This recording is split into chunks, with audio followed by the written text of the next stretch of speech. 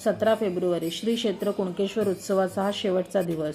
तरीही या जागृत स्वयंभू महादेवाच्या दर्शनासाठी मंदिरात भक्तीचा महासागर ओसंडून वाहत होता. त्यात देवभेटीही घडत होत्या. क्षणभर विश्रांतीसाठी देव विसावले होते, तरी त्या देवांना हात लावून जागे करायचे काम भक्तगण करतच होते. महादेवाच्या या मंदिरात सलग 3 दिवस भजनाचे सूर ऐकू येत होते. विविध भजनी मंडळं आपला आवाज कुणकेश्वरापर्यंत पोहोचवत होते.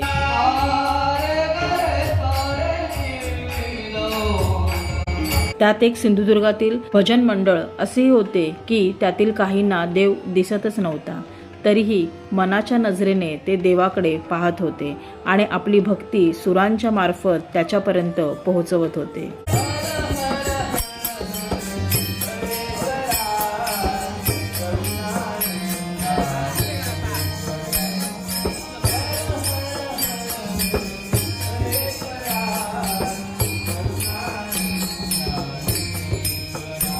कुणकेश्वराच्या जत्रेची बातच वेगळी. देवगड तालुका संपूर्ण झाडून येतोच, शिवाय इतर ठिकाणाहून बरीच भक्त मंडळी या जत्रेत सामील होतात. दुकानं तर काही विचारूच नका. जिकडे तिकडे खाण्याची, खेळण्यांची, गृहोपयोगी वस्तूंची नुसती जत्राच. आणि या जत्रेत आयुष्यातील विविध टप्प्यांवरील रंगही पाहायला मिळतात.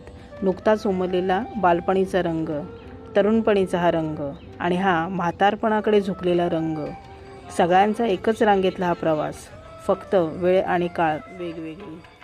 आपण जत्रेत हरवून जातो आणि नोटा पाकिटातून झटपट पटापट गायब होत असतात. वेळेचे गणित तर पार कोलमडून पडते. 300 रुपयांचे बॉल टाकून हाती 30 रुपयांची 3 प्लास्टिकची भांडी आली.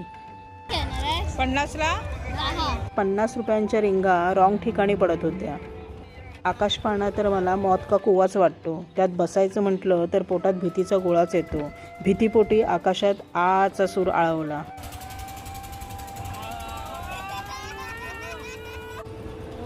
वरून काय भारी वाटतं. सगळे स्टॉल दिसतात खाली.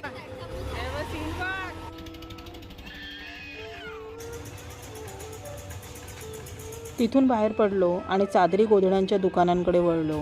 मस्त मऊशार गालीचा 350 रुपयात आणि 2 चादरी 300 रुपयात घेतल्या. जत्रेच्या शेवटच्या दिवशी तर वस्तू स्वस्तात मिळतात. दुकानदारांना घरी जाण्याची घाई, ग्राहकांना स्वस्तात खरेदीची घाई असते. 250 रुपये जोडी मिळाली. कुठल्या गावातून आलात?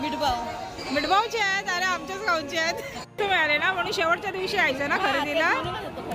शेवटच्या दिवशी खरेदीला स्वस्तात मस्त बरे मिळाले. कुणकेश्वरचा प्रसाद म्हणजे हा मालवणी खाजा. संध्याकाळी मस्त जत्रा वाटते आणि तेही समुद्रकिनारी असेल तर वा वा वा. संध्याकाळी यायचं, सूर्यास्त पाहायचा आणि इथे जी मजा आहे जत्रेतली ती लुटायची. मस्त. श्री क्षेत्र कुणकेश्वर काय सुंदर वाटते मंदिर आणि रोषणाई अप्रतिम. कोकणचा जल्लोष आणि श्रद्धेचा सोहळा पाहायचा असेल ना तर कुणकेश्वर जत्रेला एकदा तरी नक्कीच या.